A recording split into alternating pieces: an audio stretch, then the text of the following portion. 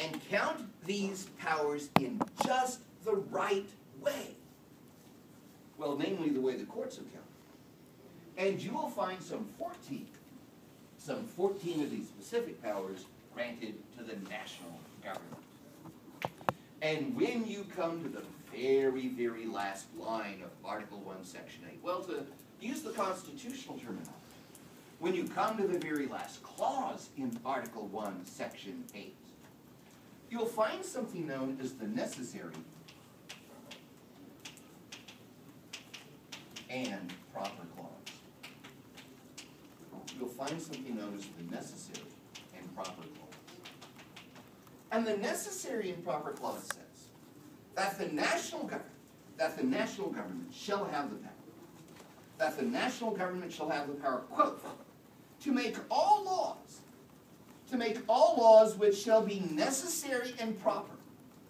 Note the penetrating logic here of naming clauses of the Constitution. It's not done to fool you. To make all laws which shall be necessary and proper to carry out the foregoing. To make all laws which shall be necessary and proper to carry out the foregoing. Well, what has just foregone here? What has just proceeded in Article 1, Section 8? The enumerated powers, right? So literally what this clause says, literally what it means, is that the national government also has whatever additional powers are necessary, whatever additional powers it needs to make these enumerated powers viable, in order to make these enumerated powers enforceable, in order to carry them out. Well, in practical terms, what does that mean? By way of example, let's consider what you may have thought of as a very, very narrow power mentioned in the Constitution. Okay, the national government has the power to establish a system of post offices and post roads. A big one. You can almost see Benjamin Franklin in your mind's eye, with his interest in post offices as well as so many other things, insisting that these newfangled things like post offices be put into the document. Okay, big deal. The government can run a post offices and operate post roads. But think about it, think about it.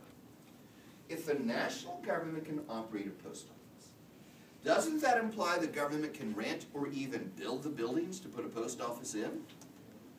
It doesn't say that in the Constitution, but that's a logical implication of running a post office. If you can build buildings, can't you buy and sell the land that a building is on? Logical implication, even though it's not stated directly in the enumerated powers of the Constitution. If you can run a post office, doesn't that imply that you can hire and fire the employees? That you can create different job classifications and pay them differently based on their job classification? Doesn't say that in the enumerated powers, but that's implied in running a post office, isn't it? If you can run a post office, doesn't that imply that you can charge postage rates? Different postage for different things that are sent through the mails, and maybe even prohibit some things from being sent through the mails in the first place? Look at everything that you can imply through this narrow grant of power to run a post office. So if you will, what the necessary and proper clause does is to stretch out, to expand the meaning of the enumerated powers to fit the needs of the national government. In that sense, and I think I'm the only one who uses this direct analogy, to me the necessary and proper clause is like the Constitution's underwear. It's like its drawers. Follow me. Because one thing you may quite likely have gone through, and I went through it myself, you come to college, some skinny high school kid, and you put on the freshman 15, followed by the sophomore 5. Oh, I had a great time my junior year. There's another 7. And senior year, oh my God, another 10 pounds. Followed by the master's program, the PhD, and I won't even talk about what I went through to become a full professor, but it made me the man I am today.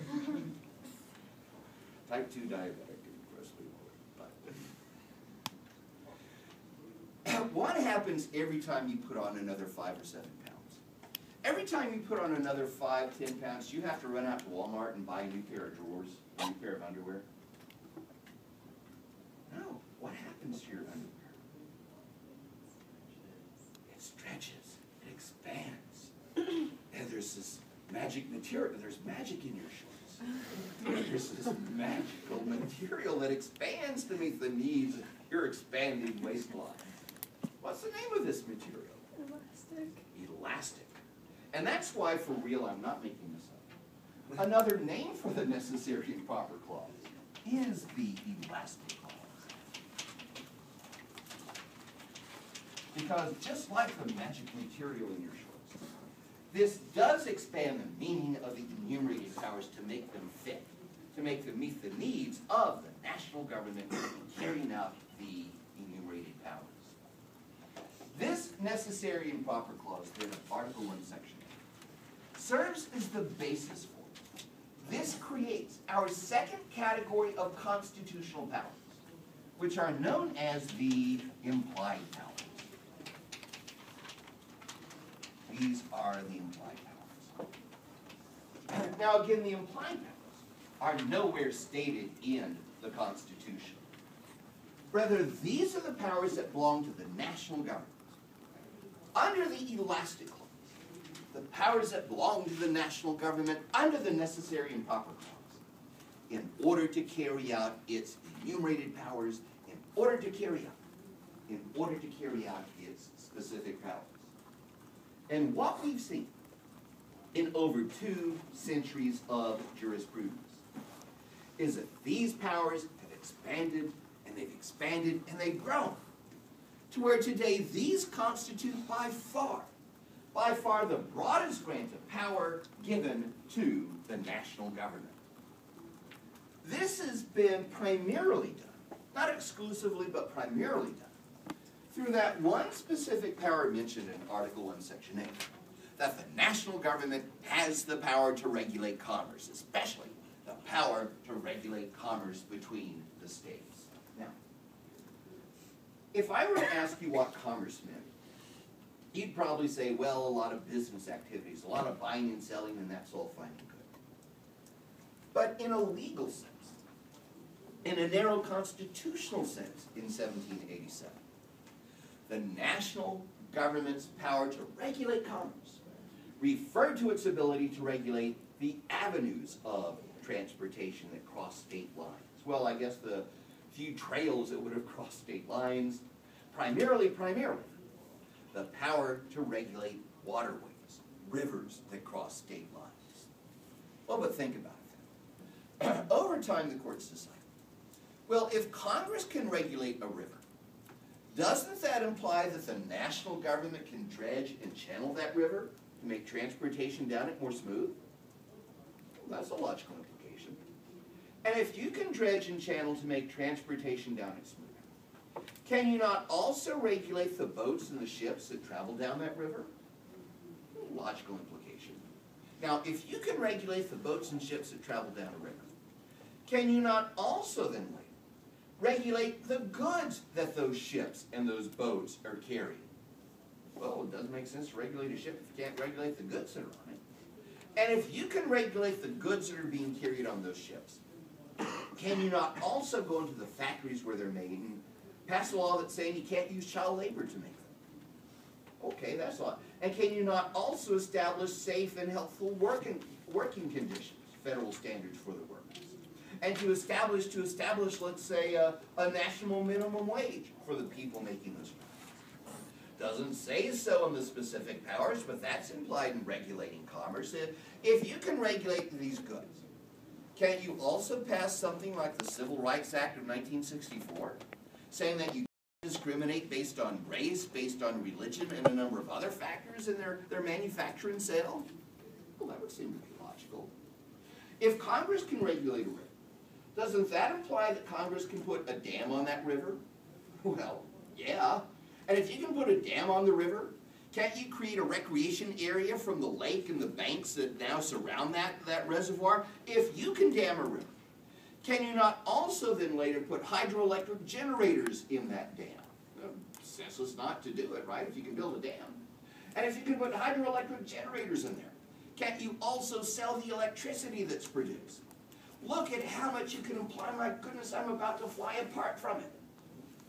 From originally this narrow branch of power to regulate commerce. And that's how the implied powers grew and grew, to become by far the broadest grant of power given to the national government. And this is the point where, some 13 years ago, as I gave this lecture, I would have said, and what we have here is basically a situation where I'm not saying the national government is all powerful, but if something is a power of the national government, couldn't you tie it in some way, shape, or form to an implied power, a commerce power of the national government? And then in 1995, the Supreme Court issued its decision in a case known as the United States versus Lopez. And an issue in U.S. v. Lopez was a provision of the 1990 crime bill known as the Gun-Free School Zones Act.